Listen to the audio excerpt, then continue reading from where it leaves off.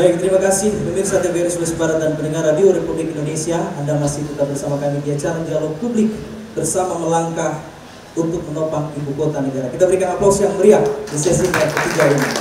Tadi kita sudah berikan kesempatan kepada para pembicara dari perwakilan bank, ada Pak Danrem, ada anggota DPE dan lain sebagainya. Sebentar ada juga dari pihak akademisi, kemudian kelompok mahasiswa, pemerhati media dan juga dari aktivis LSM. Sekarang kita berikan kesempatan dulu kepada Bapak Pejabat Gubernur Sulawesi Barat. Tapi sekedar informasi Pak PJ, tadi IJS telah melakukan musyawarah besar yang ketiga dan alhamdulillah kembali terpilih beliau sebagai Ketua Ikatan Jurnalis Sulawesi Barat di ulang tahun yang ketiga ini sekaligus momentum Hari Pahlawan Nasional. Baik, kami persilakan kepada Bapak PJ Gubernur untuk menyampaikan gagasan-gagasannya mempersiapkan Sulawesi Barat ini menjadi daerah penyangga penopang ibu kota Nusantara. Dengan hormat disilakan. Bismillahirrahmanirrahim. Assalamualaikum warahmatullahi wabarakatuh. Selamat siang, salam sehat selalu dan sebelumnya saya ucapkan selamat kepada Pak Irham yang terpilih kembali menjadi Ketua Umum IJS Sulawesi Barat. Saudara-saudara semua, khususnya IJS dan kawan-kawan dari seluruh instansi lembaga negara yang ada, secara khusus wakil ketua DPRD dan Dandim dan ketua DPRD Provinsi Barat yang saya hormati Mas Abdullah dan kawan-kawan semua. Sore ini saya 3 kali jadi gubernur, ditugaskan oleh Presiden. Jadi yang Bapak tahu 30 menit dari Singapura, 40 menit dari Johor. Saya gubernurnya tahun 2020. Kemudian 2023 yang lalu sampai bulan Mei saya gubernur Sulawesi Selatan dengan luas lebih dari 5 juta hektar. Sekarang saya di Sumbar. Saya terus terang, saya semakin lama di Sumbar, kurang lebih 5 bulan sekarang. Saya jatuh cinta sama Sulawesi Barat punya mana tempat diskusi pinggir pantai seperti ini di Jakarta, nggak ada lagi begini. Dan ini semua punya nilai yang sangat tinggi, baik ekonomi, nilai sosial dan nilai-nilai yang terkandung. Ini bukan sekedar kumpulan air, tapi dia mengandung nilai yang maka di depan kita ini saya sudah usulkan menjadi kawasan strategik pariwisata nasional. Belum memuncul. Dan sudah saya kasih nama. Selama ini nggak ada namanya. Yang ada air, laut, di sebelah ada Karampuang. Ini namanya apa kawasan ini? Nama ini kawasan ini sudah saya kasih namanya Teluk Mamuju. Jadi saya sudah dorong, saya dorong ini menjadi kawasan strategi pariwisata nasional melengkapi Labuan Bajo. Kira-kira gitu. Saya akan berjuang supaya menjadi kawasan ekonomi khusus pariwisata. Karena itu harus kita desain demikian, maka saya bersama dengan DPRD sedang menyiapkan tata ruang untuk Sulawesi Barat. Ini harus kita tata dengan baik. Kenapa?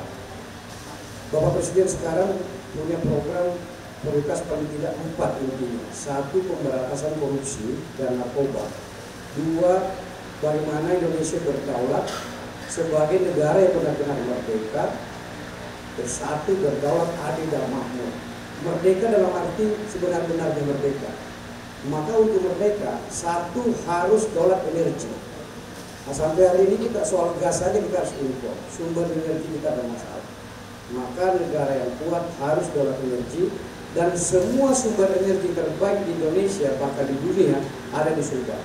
Kita punya mangan, kita punya galena, kita punya batu bara, kita punya timah hitam, kita punya logam tanah jaram, kita punya uranium, thorium. Kalau kita mau ubah jadi sumber energi listrik, reaktor nuklir untuk listrik, disini tempatnya. Walaupun bangunan fisiknya tidak terlalu cocok sini karena daerah rawan bencana, mungkin kita bangun Kalimantan. Tapi kalau mau merealisasikan cita-cita Presiden 5 tahun ke depan, nasional harus ke Sumbar. Pemerintah pusat wajib ke Sumbar. Saya sangat berkepentingan selama saya di sini. Sangat berharap Bapak Presiden terpilih datang ke Sumbar dan saya akan mengupayakan itu untuk menjadi 1 daulat energi. 2 adalah daulat di bidang soalnya bagaimana menyelamatkan sumber daya alam kita, terutama air. Air ini fungsi utama. Kita mau cerita tumbuhan hewan industri apapun, pasal satunya air. Kalau tidak ada air, nggak usah cerita. Karena semua yang mau dihidupkan itu seluruh butuh air, termasuk manusia. Sebagian besar tubuhnya air, air yang bersih.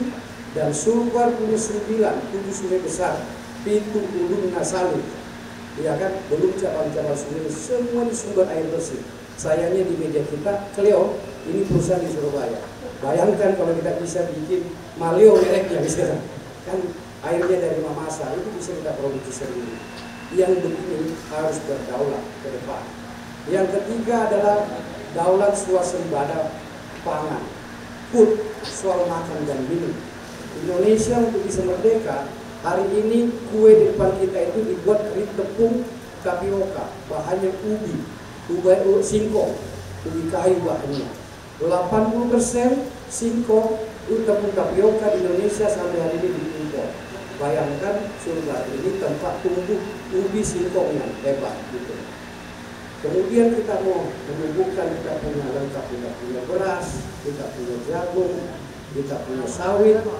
Tinggal kita hilirisasi saja itu jadi sabun, jadi biodiesel, sumber energi, jadi farmasi. Kita punya kopi yang banyak, kita punya anggrek yang banyak, kita punya coklat yang banyak, pisang yang banyak, durian yang banyak. Semua itu bisa kita produksi secara mandiri Sulbar, sayur-sayuran dan rempah.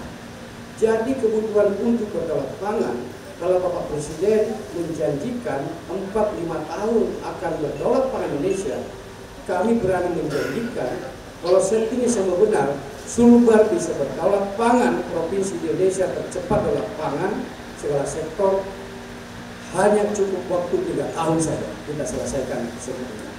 Demikian teman-teman semua, inilah yang sedang kita perjuangkan sebagai sebuah provinsi. Daerah ini harus menjadi pusat pertumbuhan baru di kawasan timur Indonesia. Ada IKN, tak ada IKN, tetap harus menjadi pusat pertumbuhan ekonomi sosial. IKN memberi sedikit dorongan lompatan lebih kuat. Kenapa? Ada akan pergeseran jumlah orang secara signifikan 1 tahun, 20 tahun ke depan berdomisili di Kalimantan Timur. Jumlah orang yang banyak adalah pasar. Hasil produksi kita yang kita cerita tadi, daulat pangan, daulat yang lain ini, kita jual kemana? Kan orang yang beli. Nah, kita jual terdekatnya ke Kalimantan Timur, termasuk bahan-bahan industri, bangunan, segala macam kita bisa dorong. Jaraknya hanya 144 mil dari sini, dekat sekali. Apalagi kita punya pulau namanya Balak-Balakan, lihat bahasa saya, karena ini adalah ALKI 2, alur lintas Larut Laut Kontinental Indonesia, maka dia jalur internasional. Sekarang ada 36.000 kapal lewat tiap tahun. Kalau ada IKN di sini bisa jadi 1 juta kapal tiap tahun. Bayangkan kapal itu kalau mampir saja di Mamuju, di Polewali, beli kelapa saja, berapa banyak kelapa dibeli untuk sekedar diminum, isi bahan bakar, beli makanan segala macam. Kalau bisa mampir di Pulau Balak-Balakan begitu.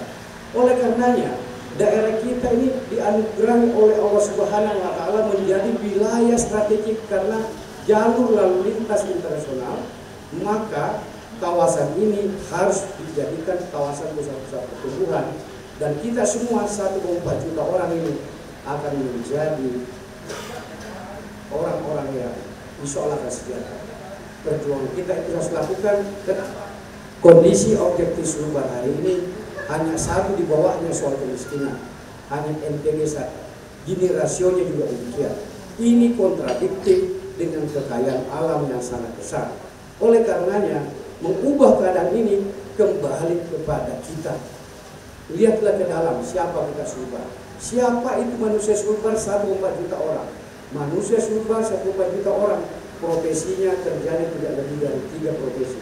Petani dengan segala jenis petani, beternak dengan segala jenis ternak, dan sektor perikanan kelautan, dan hanya sedikit wisata dan jasa dan lainnya. Industri kita tidak punya. Oleh karenanya kembali pada kekuatan yang kita punya. Oleh karenanya saya mendorong betul supaya APBD yang kecil ini kita manfaatkan untuk sebanyak-banyaknya rakyat Sulawesi Barat yang lebih 90% di 3 sektor. Saya dorong sekuat-kuatnya APBD global juga diarahkan ke sana. saya dorong dana desa dan sumber pembiayaan alternatif kredit usaha rakyat kur 168 triliun per tahun. Ke tahun ini ada 3 triliun, kalau bisa tahun depan bisa ditambah, dan masyarakat kita sudah mulai bisnis. Dan kita harus mendorong investasi datang ke sini.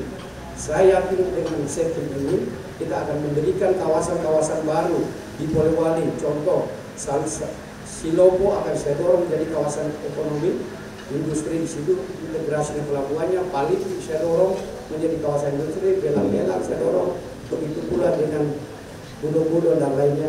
Dan kita ada rencana di Karosa juga kita menjadi tempat kawasan ekonomi dan tertentu. Sedang kita agenda semua ini, dan saya yakin Indonesia Emas itu pendapatan per kapitanya 37.500 US dollar. Jadi kira-kira kalau dirupiahkan per rumah tangga berapa? Kita harus punya pendapatan minimal 15 juta rupiah per orang. Sekarang cek dompet masing-masing. Pegawai negeri hari ini tidak lebih dari 5 juta uangnya sebulan, bahkan tidak lebih dari 3 juta. Maka ini hanya mimpi akan terjadi kalau tidak mulai hari ini juga menanam pisang. 1 hektar pisang bisa menghasilkan 160 juta per tahun, 320 juta per tahun kalau pisang kapedis. Dan sudah berbuah pohon pisang kita tanam dekat di belakang rumah jabatan gubernur. Baru 5 bulan sudah berbuah itu. Nah, ini semua harus kita lakukan, cukup menggunakan kekuatan kita. Sektor ekonomi kita ini adalah pertumbuhan tidak hanya sekedar tinggi, tapi akan merata. Karena yang tumbuh adalah orang-orang kecil yang selama ini tidak tersentuh pembangunan. Dan oleh karenanya saya butuhkan dukungan IJS sebagai lembaga demokrasi yang memajukan peradaban negeri ini, dan kita harus perangi kemiskinan dan kebodohan. Dan kebodohan itu bisa diselesaikan dengan berbagai macam bentuk pendidikan dan tempat edukasi terbaik namanya media. Maka media menjadi garda terdepan maju mundur Sulawesi Barat. Sebagai gubernur, saya yakin betul keberadaan media menjadi instrumen dalam pembangunan daerah dan nasional. Media maju, Indonesia maju. IJS maju, Sulbar maju. Sekian, masih ada 2 menit Pak PJ. Saya mungkin bertanya, Pak PJ, tadi ada daulat pangan dan lain sebagainya. Berbagai potensi dimiliki oleh Sulawesi Barat. Kira-kira dari sektor infrastruktur, kesiapan kita ke depan untuk menopang dipersiapkan tidak ini? Pelabuhan kita misalnya dan lain sebagainya Pak PJ. Iya, kita harus jujur, itu membutuhkan anggaran yang sangat besar. Nah, tetapi ini semua bisa kita lakukan dan sudah mulai saya lakukan. Semua ini sudah saya upayakan. Pertama saya masukkan di rencana tata ruang kita dan sedang kita kerjakan. Mudah-mudahan sebelum saya menyelesaikan saya bisa tanda tangan 1-2 bulan ke depan. Yang kedua, secara perencanaan sudah saya usulkan di kementerian lembaga terkait beberapa kawasan-kawasan pusat pertumbuhan yang akan dijadikan di Sulawesi Barat. Selama ini sampai hari ini tidak ada kawasan ekonomi khusus di Sulawesi Barat. Sampai hari ini. Oleh karenanya ini saya perjuangkan betul, karena kita harus menjadi pemain baru, pemain utama di ekonomi lokal, kawasan maupun nasional. Kita paling dekat dari China. Kalau kita kirim barang ke sini Shanghai, kalau dari Makassar kemarin saya kirim barang ke Shanghai 7 hari. Jadi kira-kira kalau dari Mamuju, ya 6 hari setengah sudah sampai di Shanghai. Dekat sekali. Di situ ada orang 1,4 miliar orang yang hidup di tanah Tiongkok. Ada 75 juta orang di Jepang di atas, ada 50 juta orang di Korea, ada di Filipina, Thailand, Hong Kong. Semua itu adalah pasar. 8 miliar orang di dunia ini, 2,5 miliar kira-kira di kawasan dekat daerah kita. Ini adalah pasar kita. Jadi IKN dan di atasnya itu adalah pasar kita. Oleh karenanya apapun yang kita produksi dan telah terjadi hari ini, kenyataannya durian kita sudah mulai masuk pasar internasional. Kemarin saya ketemu Mas Durian, ternyata durian kita sudah ada yang berangkat ke Vietnam. Ternyata orang Vietnam butuhkan bukan untuk dimakan duriannya, dia hanya baunya saja, untuk penyedap baunya saja, dijual lagi ke Cina. Dia jual durian, dibuka bijinya, hanya perlu baunya Mas. Gitu ya. Ini peluang yang luar biasa. Ada 8 miliar US dollar per tahun Cina mau belanjakan beli durian, kurang lebih 130 triliun. Kita Asia Tenggara hanya bisa menghasilkan tahun ini tidak lebih dari 2 miliar US dollar, karena kurang lebih 30 triliun. Masih ada peluang 100 triliun. Siapa yang mau kaya 3 tahun ke depan, mulai hari ini tanam 16.000 saking, dan itu program yang akan saya lakukan di Sulawesi Barat. Saya kira demikian. Assalamualaikum warahmatullahi wabarakatuh. Waalaikumsalam warahmatullahi wabarakatuh. Terima kasih Bapak PJ Gubernur Sulawesi Barat sudah memberikan gambaran kepada kita semua. Selanjutnya silakan, posisi DPR juga sangat strategis sebagai mitra yang menjadi bagian dari pemerintah. Seperti apa supportingnya Pak Wakil? Dengan hormat disilakan kepada Pak Abdul Halim. Terima kasih atas kesempatannya. Yang saya hormati Pak PJ Gubernur, Pak Danrem, Pak Dandim, terkhusus kepada Ketua IJS yang baru terpilih. Selamat atas terpilihnya untuk kedua kalinya dan ketiga kalinya, luar biasa. Teman-teman yang hadir pada sore hari ini, terkhusus teman-teman IJS, tentunya apresiasi dan terima kasih kepada teman-teman IJS yang telah memfasilitasi dan telah membuka ruang kegelisahan yang selama ini memang kita di DPRD ini yang kita resahkan, bagaimana kesiapan kita terhadap kesiapan Sumbar sebagai penopang ibu kota negara. Dan alhamdulillah pada hari ini kami dari DPRD sangat berterima kasih kepada teman-teman IJS memfasilitasi ruang diskusi ini, di mana memang selama 3 tahun terakhir ini kita berbicara kesiapan penopang ibu kota negara ini ya hanya sekedar narasi. Alhamdulillah dengan kehadiran beliau Pak PJ Gubernur di postur APBD kita ini yang sementara kita bahas ini, alhamdulillah ini ada harapan yang sangat besar di postur APBD kita ini. Apa yang kita inginkan, apa yang kita mimpikan, kehadiran Sulawesi Barat sebagai penyangga atau penopang ibu kota ini sudah nampak di depan mata, di mana kita ketahui bersama potensi alam yang kita miliki, sumber daya alam kita ini sangat luar biasa. Ini alam kita ini, apa yang dibutuhkan IKN ini semua ada di Sulawesi Barat. Dan ini sesuai dengan pernyataan Wali Kota Balikpapan Pak Agung, ini beliau menyampaikan 90% kebutuhan Kalimantan itu ada di Sulawesi Barat, sehingga ini yang harus kita tangkap. Nah, dengan melihat postur APBD yang kami anggap ini ya adalah postur yang betul-betul kami anggap kehadiran Sulawesi Barat sebagai penopang IKN, karena izin Pak Gub selama ini ya kita hanya berputar-putar di narasi, tidak ada aksi. Nah, mudah-mudahan di APBD kita ini kita melihat potensi sumber daya alam yang dilakukan di APBD ini sangat positif. Melihat di APBD kita ini kami contoh di sektor pertanian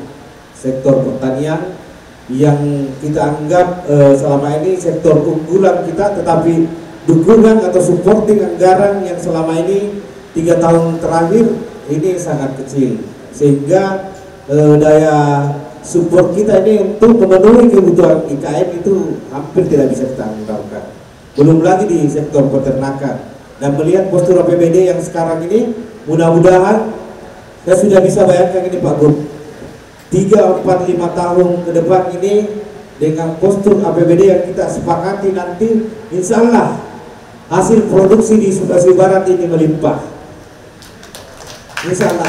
Terima kasih Pak Gub, dengan kehadiran Pak Gub ini adalah suatu kebanggaan kita bersama. Insya Allah bisa saja Sulawesi Barat ini sebagai betul-betul penyangga ibu kota negara di kebutuhan sektor pertanian. Belum lagi di peternakan Pak Gub. Ini harus kita jemput izin teman-teman yang hadir di forum ini lebaran tahun lalu, ini kebutuhan kurban, kebutuhan Idul Fitri itu hampir seluruhnya Kalimantan itu pesan di Sulawesi Barat. Kambing dan sapi Pak. Bahkan kambing itu pengusaha Kalimantan sudah DP untuk kebutuhan kambing mereka. Nah, belum lagi sapi. Nah, di postur APBD kita ini alhamdulillah ini sudah tergambar, sehingga saya selaku pimpinan DPRD sudah lega. Apa yang kita khawatirkan selama ini, kita selalu gembar-gemborkan Sumbar sebagai penopang ibu kota, tetapi dalam aksi ini kita belum lakukan. Alhamdulillah di postur APBD tahun 2025 ini insya Allah kita bisa lakukan. 45 anggota DPRD insya Allah mensupport apa yang dilakukan oleh Pak Gubernur, kebijakan prioritas Pak Gubernur.